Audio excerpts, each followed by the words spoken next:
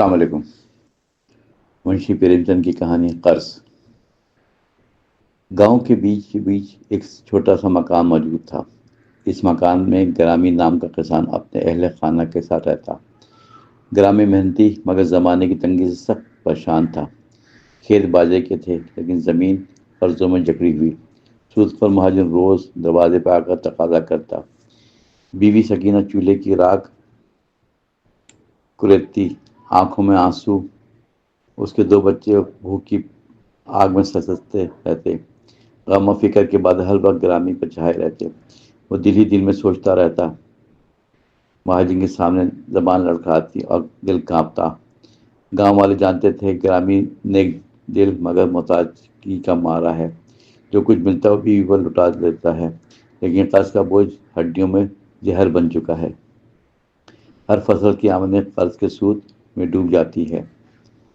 کھیتی دن رات محنت مانگتی ہے مگر نتیجہ تھا کہ خاک۔ سکینہ کبھی کہتی تم شہر جاؤ محنت مزدوری کرو، گرامی کہتا گاؤں چھوڑنے سے عزت خاک میں مل جاتی ہے۔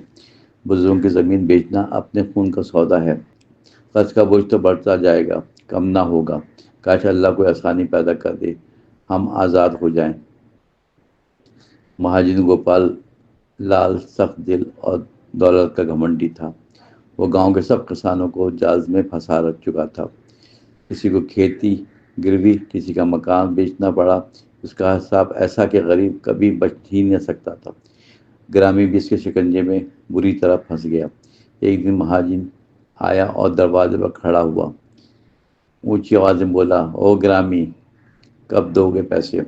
گرامی سہم گیا، ہاتھ جوڑ کر کرنے لگا، مہاجن جی ابھی فصل کٹنے دیجیے پھر سب دوں گا۔ گوپال لال ہنسا اور تن سے بولا، یہی کہتے ہو، اب تو برسوں ہو گئے، سن سن کر کان پک گیا۔ کبھی کہتے ہو کل دوں گا، کبھی کہتے ہو اگلی فصل۔ اب بہانے کام نہیں آئیں گے، صاف جواب دو۔ گرامی کے آنسوں میں آنسو تھے، دل لرز رہا تھا۔ مہاجن نے سخت لہجے میں کہا، ورنہ زمین چھنواؤ۔ یہ سن کر سکینہ اندر سے چیخ اٹھی، رو دی، بولی، ہماری عزت لوٹ لو مگر زمین نہ چھینو، یہ تمہارے بچوں کی امید کا آخری سہارا ہے۔ مہاجن نے تکے لہجے میں کہا، مجھے وعدے نہیں، صرف روپے چاہیے، سود سمیت، 1 ہفتے کے اندر۔ گرامی اور سکینہ رات بھر جاگتے سوچتے رہے۔ ایک طرف بچوں کا پیٹ، دوسری طرف زمین۔ اگر زمین گئی تو سب کچھ خاک میں مل جائے گا۔ سکینہ بولی، شہر جا کر مزدوری کر لو، یہی علاج۔ گرامی بولا، مزدوری سے کب اتنا روپے اکٹھا ہوگا؟ بچے کمرے میں سہمے ہوئے والدین کو دیکھتے رہے۔ چھوٹا بچہ بولا، ابا ہم بھوکے رہ لیں گے مگر زمین مت دینا، یہ ہمارا اور سب کچھ ہے۔ گرامی نے بچوں کو سینے سے لگایا، آنکھ بھیگ گئی، بولا، بیٹا زمین خون پسینے کی نشانی ہے۔ اگلی صبح گرامی کھیت کی مڈیر پر بیٹھا سوچ رہا تھا۔ سورج نکل آیا پر دل پر اندھیرا ہی چھا گیا۔ محلے کے دوست رگو نے آ کر کندھے پر ہاتھ رکھا، کہنے لگا، بھائی فکر چھوڑو، اللہ بڑا کارساز ہے۔ گرامی بولا، کارساز ہے مگر امتحان بڑا کڑا ہے۔ مہاجن نے 1 ہفتے کی مہلت دی ہے، اگر رقم نہ دی تو زمین بھی چھین لے گا۔